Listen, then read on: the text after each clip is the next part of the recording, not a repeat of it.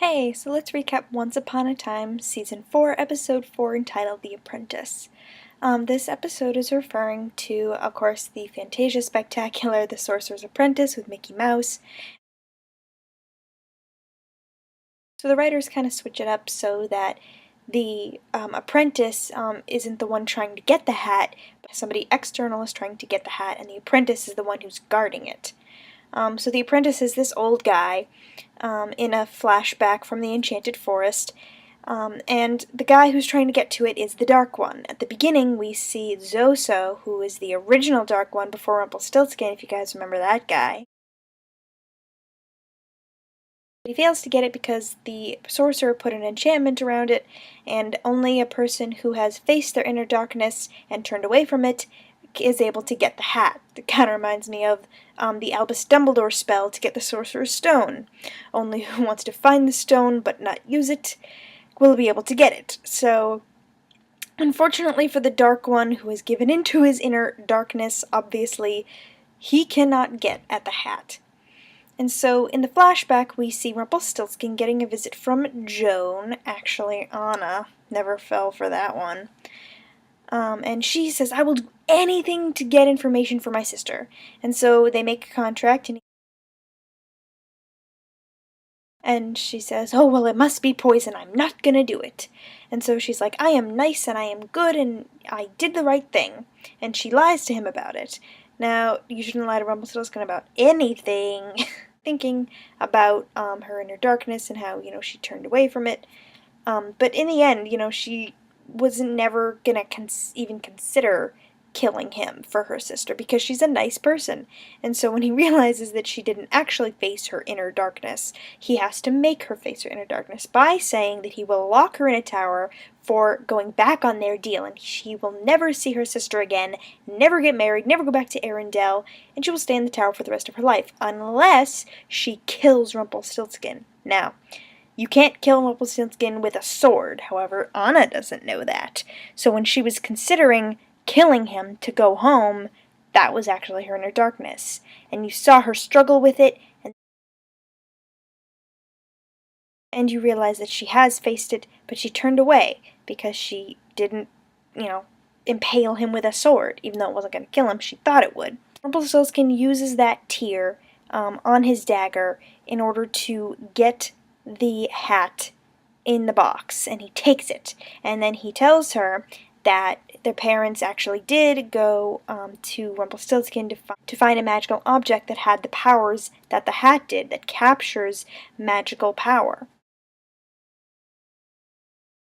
Anna realizes that Rumpelstiltskin wants the hat because it's, the most powerful thing in the universe, probably, with all its compiled magic, and so he can use it to free himself from the dagger. So she takes the dagger, thanks to Mr. Mouse. Yes, he was turned into a mouse, Mickey Mouse, and he bit him, and he dropped the dagger. She picked it up, and she held it in front of him, and she commanded him to send her back to Arendelle with the box. She said that he cannot harm her or her sister.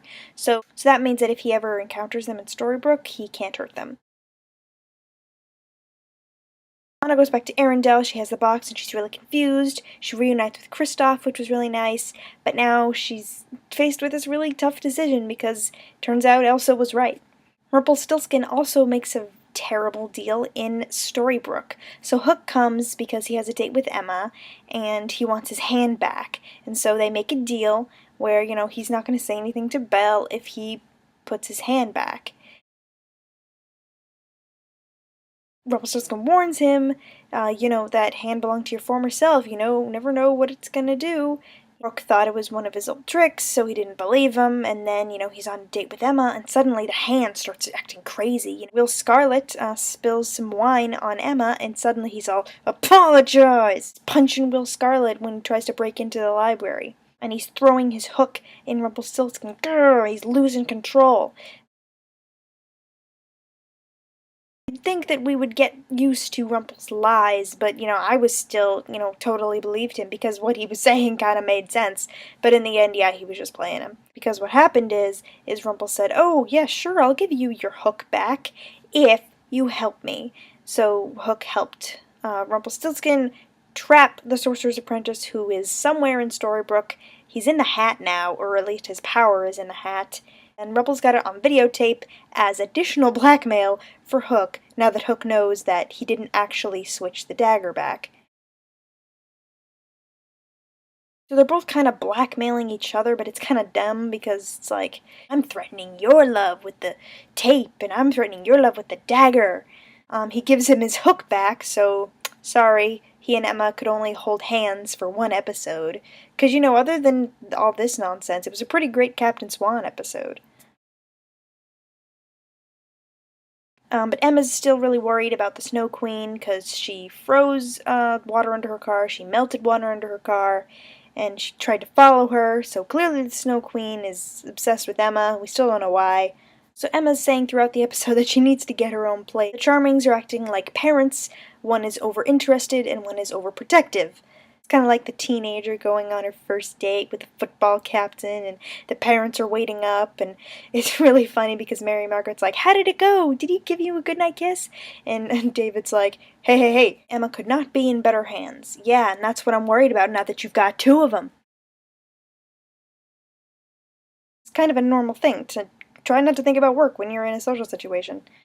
Other than the Snow Queen, you got the Knave, who's just drinking non-stop and breaking into the library, passing out drunk, with a book of Alice in Wonderland and a picture of the Red Queen. So, in jail, he says, no, that doesn't mean nothing to me, when Emma asks him about it, and, we all know that Anastasia is his true love, and we still don't know whether this is before Wonderland or after, but we know that, regardless, he's going to have feelings about the Red Queen. So with Hook and Rumpelstiltskin both holding things over each other, pretty clear that what they're getting at is the theme of the episode, which is, darkness, taking over, making people turn to the darkness that they're in him, and the fact that neither of them have changed because Hook, it wasn't his hand, it was just him and his mind, which means he's still that impulsive pirate. And of course Rumpelstiltskin, who is supposedly on this path of redemption, making it up to his son, loving Belle. Oh no, he still has the dagger and he's still searching for that power in the hat. It's kind of disappointing on both ends. Another theme from this episode is turning love into a weapon. We see that with Anna in the flashback, we see that with Hook, and we see that with Will Scarlet when he's, drinking himself over the Red Queen. But we also see it in Henry, because Regina and Henry are working on Operation Mongoose. They can't really find a cure for Marion at the time, so they're focusing on finding the writer of the book. And Henry suggests that they try to get information out of Mr. Gold. So he asks his grandfather if he can have, a job, and so Mr. Gold's like, oh, you can be my apprentice. Yes, that is the second use of apprentice in this episode. But what's kind of sad is Henry uses his father. He's like, oh, you're the only thing I have left of him. And he's really using love as a weapon. Granted, he's trying to do it to help his mother, but, wow. And of course we see that lovely broom from the Sorcerer's Apprentice. Next week is a Halloween-y themed episode with the Snow Queen and Regina's Wrath. It's going to be a Queen showdown. It's going to be great. Hopefully we'll get some more answers to a lot of these questions because we keep going further into the flashbacks. We got, what happened with Charming, we got what happened in Arendelle, and we got what happened once Anna reached Rumpelstiltskin, but now she's back in Arendelle, and so we don't know what's going to happen. My guess is next episode is going to be a Snow Queen themed episode because we really need some answers.